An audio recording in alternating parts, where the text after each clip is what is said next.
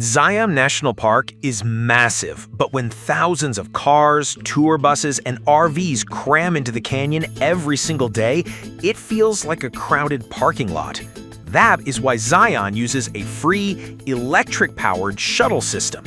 It significantly reduces up-canyon congestion, noise, and pollution.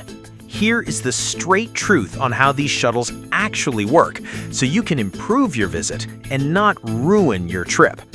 Hit that like button and subscribe for no BS travel guides, and let's get into it. Let's talk parking. It is extremely limited. The lots inside Zion fill up by early morning. Do not sleep in. If you arrive and parking is full, you can always park in the town of Springdale and ride the free Springdale Shuttle to the park entrance. You can park along the road and in designated lots. Springdale has 9 shuttle stops conveniently located with easy access to most hotels, restaurants, and shops. If you are staying in Springdale, simply leave your car where it is. The shuttles run throughout the day, and the average wait time is less than 15 minutes. Be sure to check the current hours of operation on the schedule at each stop or on the park website. And listen closely, the buses will only stop if you are physically waiting at the shuttle stop. Bring your gear. Pack all the things you need for your day, including your park pass or receipt, water bottles, sunscreen, snacks, and extra layers. For your convenience, each shuttle bus is wheelchair accessible. They also have a bike rack capable of carrying 3 non-electric bicycles. If you have an e-bike, it is not going on that rack. Leave the dog at home. Pets are strictly not permitted on the shuttle buses or on most park trails. Water is okay, but please do not eat or smoke on the shuttle.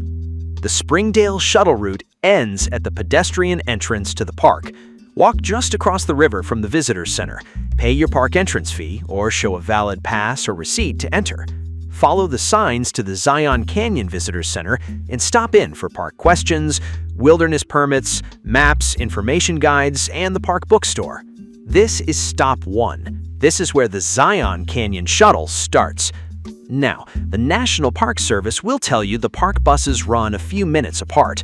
What they do not tell you is the brutal reality of stop 1. In the middle of summer, the line just to get on the first bus at the Visitors Center can be 90 minutes long in the blazing sun. If you don't rope drop the park at 6 a.m., you are going to be standing in a massive zigzagging queue before your hike even starts.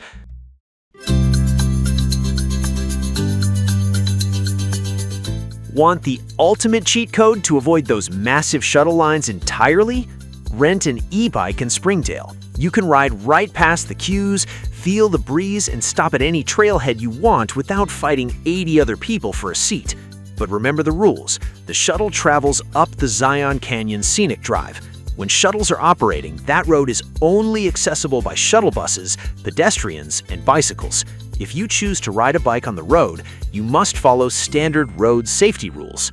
You must pull over and completely stop on the side of the road, allowing shuttles to pass safely. Do not play chicken with a massive bus.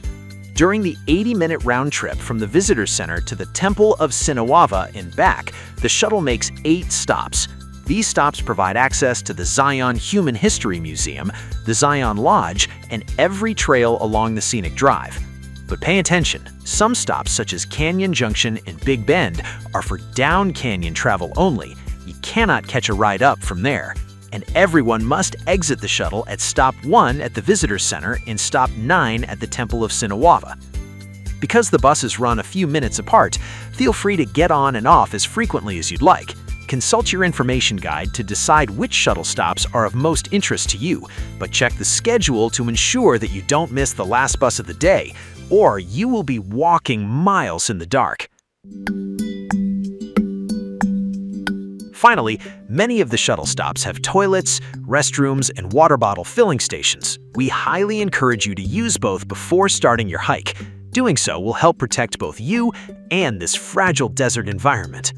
Before you click away, if you're looking for an easy hike that avoids a grueling trek, click the video on your screen right now.